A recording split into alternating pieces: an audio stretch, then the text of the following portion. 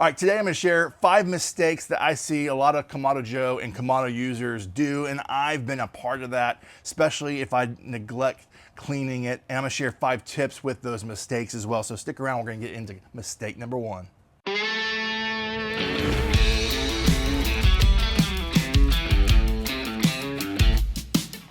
From my backyard to yours, less hate, more love. Good barbecue. All right, mistake number 1 I oftentimes see is using water and chemicals on the inside of your Kamado Joe. So your Kamado Joe is gonna be able to attain moisture on the inside, so you do not wanna use any kind of chemicals. Now this is a mistake I don't see often, but it's worth saying no matter what kind of Kamado you have. You don't wanna spray your inside of your Kamado with water. That's just not gonna be good, and obviously chemicals are going to be a bad thing. So all you need to do is follow the remaining steps when it comes to doing a dry cleaning on the inside with your grates and also with fire. Mistake number 2 is skipping the ash cleanup. To me, this might be one of the most important parts. Is you want to remove all of the insides, your grate, your divide and conquer system, and even remove your charcoal basket here. Shake it out. And then we're gonna move this over here for now. Woo, got a little dusty, but look at the inside of this thing. So what happens is if you don't clean this out, not only just with your ash drawer from the bottom, which will catch a lot of this, but there's ash that can get built up into these holes here and even behind your ceramic pieces and petals. It can definitely stop airflow, and this is why we want to be sure to clean on the inside. So what we can do to solve that is get a little rowdy. It's vacuum time. All right, so you want to be sure to for sure get yourself an ash vacuum. These things are awesome on Amazon. Just vacuum these bad boys out. Let's do it.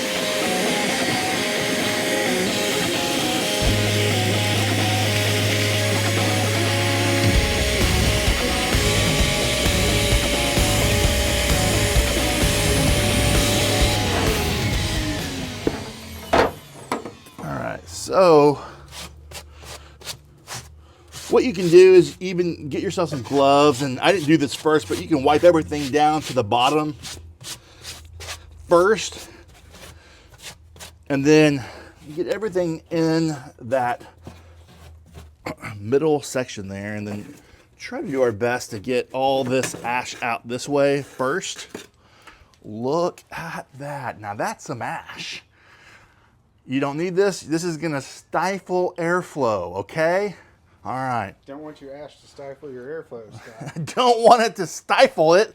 Now I've got myself a little ash tray here, and I like to put all my ash here once it's cold the next day. And then while we have this open, another vacuum cleaning.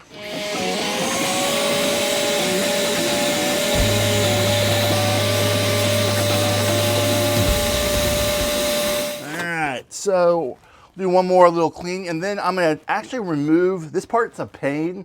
So I like to do this every 6 to 12 months, and more like on the 12-month mark, right before it gets grilling season. Although in this household, it's grilling and barbecue season all year round. But a good deep clean is good every 12 months.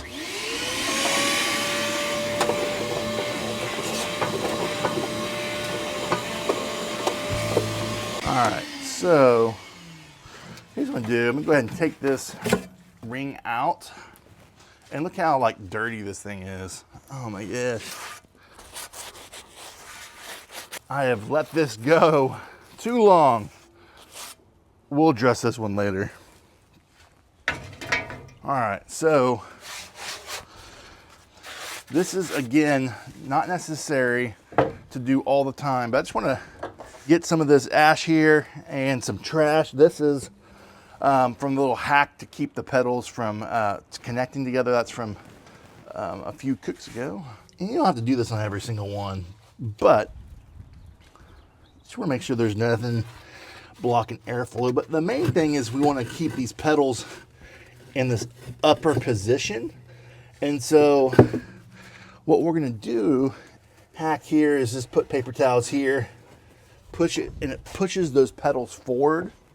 And we'll go back and do all of these, and then that'll help us keep everything center. We finished. All right, so let me bring you in. We'll put a little, some tissue in there and some paper towels behind the plates here. And that's gonna allow everything to come forward. And so we're gonna put the ash basket back in now. But first you do need the ring. And the reason why doing what I just did is this allows everything to sit on here properly. And then the heat's gonna help it absorb. All right. All right, let's see if we can, so I think I got that in there.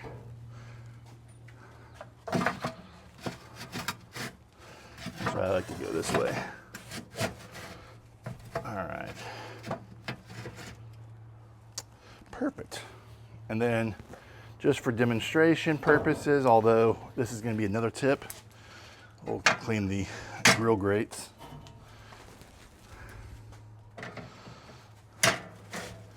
You're back in action. Mistake number 3 is not cleaning your control tower, your top vent here. So this comes off just like this, but it also can come off on the top as well.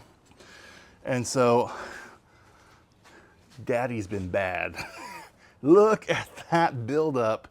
And I cook year round, and this is time for some spring cleaning. I mean, this junk and gunk is disgusting.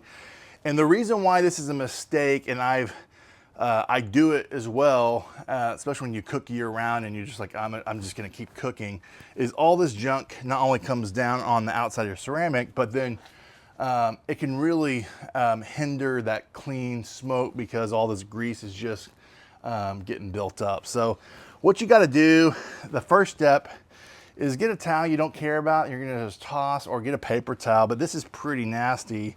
So before we even clean the inside with, like taking it inside with this warm water and soap, we gotta at least get this rubbed off. Oh man, this is nasty. And so we just wanna rub. I mean, there's so much gunk in here. This is bad. But you wanna clean this off, and if it's really gunked up, what I like to do, let's see if I can find my tool. And then I'm gonna show you 2 things. You might need to get in there with your ash tool and just kind of get any buildup. And then, oh yeah. And this can also cause it to not turn well whenever you're trying to dial in the temperatures.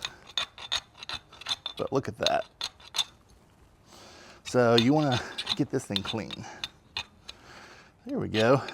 Getting better. All right, so my last little tip. Get yourself, oh, I just dripping there. Oh yeah, you don't need a lot, but we're just gonna use this to kind of heat some things up and see if I can get this to kind of come off. It's already starting to melt, and then I'll be able to wipe it down a little bit easier. Definitely helped. It's gonna take a little bit of grit, but definitely, wow, I mean, I'm already making a difference getting on. Oh. But I definitely wanted to show you real time, like not on a clean grill, how to do this. This is you know, using this year round all the time, catering, cooking for my family. So I always try to do a good cleaning multiple times a year, but this one definitely I let go a little too long. Now, if you wanted to at this point, you could already tell, I haven't even put water or soap on this. This is night and day different. I mean, bye-bye towel. I don't need you anymore. But if we wanted to, we could take this inside real quick and do a deep, just real quick clean. But I want to just keep on going just a little bit longer. But man, it's already going to be night and day different. Oh, before I forget, you need to do the same thing here. So we want to clean the inside of this, this guy as well. All that buildup. Just enough to get the point. Ooh. You wash this down a little bit, put it back, and you are, ooh, yeah, buddy. No sticking here. All right. I'm happy with this. Okay. Next mistake. All right, mistake number 4 is neglecting your grill gates. Your grill gates. Grates. I can't say it. You're doing a great job, Scott. Oh, thank you. Grill grates and your heat deflector. Mistake number 4, not cleaning your heat deflectors and your grill grates. So, multiple ways to do that, but you already have this in your arsenal for Kamado Joe. Is get your ash tool here that kind of brushes and moves all of your lump charcoal. And I do this at the end of every high heat cook. But right now it's not hot, it's a cold grill. I like to just get into every crevice, but you can use any grill brush you want. I don't like to use the kind of the wire ones that can get loose, but anything else will work. But it works excellent whenever it's high heat, and at the end I literally just do this at the end of every cook for the most part. And after you do low and slow cooking, your meat's gonna sometimes stick here. You definitely want to you'll pay for it afterward the next day if you don't if you leave that on there. It just sticks to the grate. So neglecting your grates and neglecting your heat deflectors, and this is where I see a lot of mistakes. I even do it sometimes, and I think we had a video doing a reverse sear steak where I had grease on this heat deflector and I didn't realize it, and it caught fire. And so when you're cooking, all that flame can totally mess up your planned cook. And so, man, just use this tool to scrape it off. And at the end of the day, a high heat burn is really the solution for all of this, which is the last thing we'll talk about. But just real quick, while it's cold, scrape this grease off so you don't have a grease fire. That is a bad thing. All right, so you want to make sure you keep these things clean, and the best way to do that is high heat. Mistake number 5 is ignoring band and gasket maintenance on your grill. Scott, what's on your head? I got this for Christmas the other year. The other year? I'm showing my Oklahoman. But yeah, you got one of these things where you turn the lights on. When you're in dark places, you need to be able to see. Let's be honest, this is just fun, it's just fun to put this on. You don't really need this. All right, guys, so in all seriousness though, we wanna check we wanna do basic maintenance where we wanna make sure everything is tight here, all around, including your latch. Sometimes if you ever have dome issues and it's not latching, it's because it's probably loose and it's adjusted left to right. So you just wanna make sure that is properly secure. You want to just go around, and this comes with your Kamado Joe, or if you have your own tools, just get on here and just make sure everything is tight. So this is a little loose, and then we just want to make sure everything is tight. This is the airlift hinge and connected to the dome. So we just want to make sure everything is tight and making sure that the band, you have a good, even lip here with the dome. And then on your gasket here, you just want to make sure, it's kind of still puffy. And if you use a bunch of Kamado accessories like the Dojo, it can flatten everything. But you just want to make sure that nothing is peeling off. Otherwise, you're going to have to replace that, which is not too hard. It just takes a little pain. But for the most part, I've still got some puffiness. It is a little flat from using different grill accessories, but it's still intact.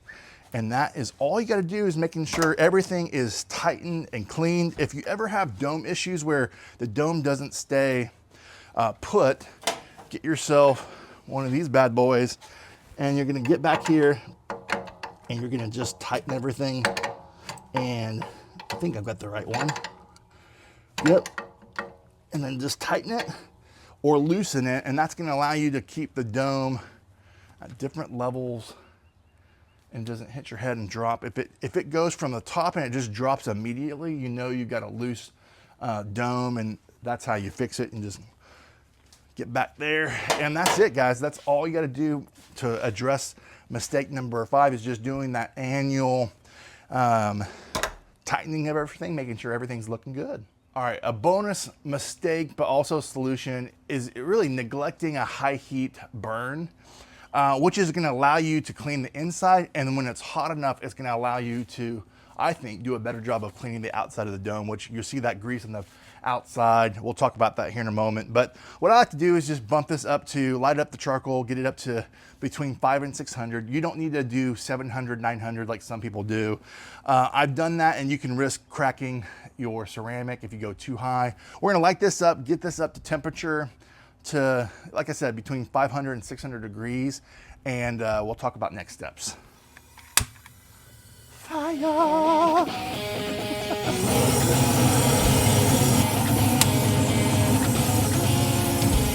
Let it burn!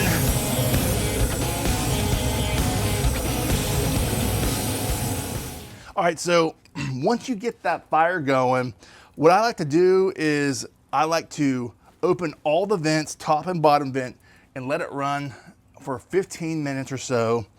Once 15 or 20 minutes have been going with the top vents open and we're at 500 or 600 degrees, then I like to close the dome and then close that bottom or top vent and let it run for another 20 or 30 minutes. That's gonna help clean the inside, but this is a great opportunity to take any Kamado Joe accessories, your grill grates, use that X-ring, put your heat deflectors on there, or put your heat deflectors on top of the grill grates and just let it run. You can even let it run for an hour with your bottom vent open and the top one open or closed, and get all that crud off, and then you can scrape it off if you have stuff on it. But this gets it pretty white on the inside, specifically your grill grates, if you get it really hot and you let it go for 30 minutes to even an hour, and that's all you got to do. And then whenever it comes to cleaning the top of and the outside of the dome, I've got a few different videos I'll show you where I've tried different things. Some of them are really silly, but they work. But for the most part, just putting warm water on here with a washcloth and wiping this stuff down. The key is really, and it takes a lot of discipline, at the end of every cook while the dome is still hot, is to wipe it down with some like a rag with warm water to keep this crud from building up. Otherwise, you're gonna have to get inside each one, and if you're like OCD, and get in there and clean it off. All right, friends, put in the comments, let us know your best hack for cleaning and maintenance. I definitely encourage you to check out Kamado Joe Nation Facebook group. It's a great group. And I asked some of them to share their tips, and a few of them, a guy named Jim said, no need to pin the needle when doing a clean bird. 500 and 600 degrees is all you need, which we already talked about. Jerry says to clean, instead of closing the vents after a cook, open them completely every 6 to 12 months or so, as often as you want to waste some of that leftover charcoal. Some good tips to get through that charcoal. Miguel says, I wrap my deflectors and firebox ring in aluminum foil. Very easy to clean up. That's a good hack when you're doing low and slow. As well, let's see if we have, I think we have one more. Eddie said to clean extra drippings off the grates without having to do a clean burn, I use a map torch to crisp them up and scrape off with a putty knife. Some good tips from some fellow Kamado Joe users, and let us know your best tip in the comments. And if you found value in this video, be sure to like, subscribe, do all the things from my backyard to yours. Less hate, more love. Good barbecue. Till next time.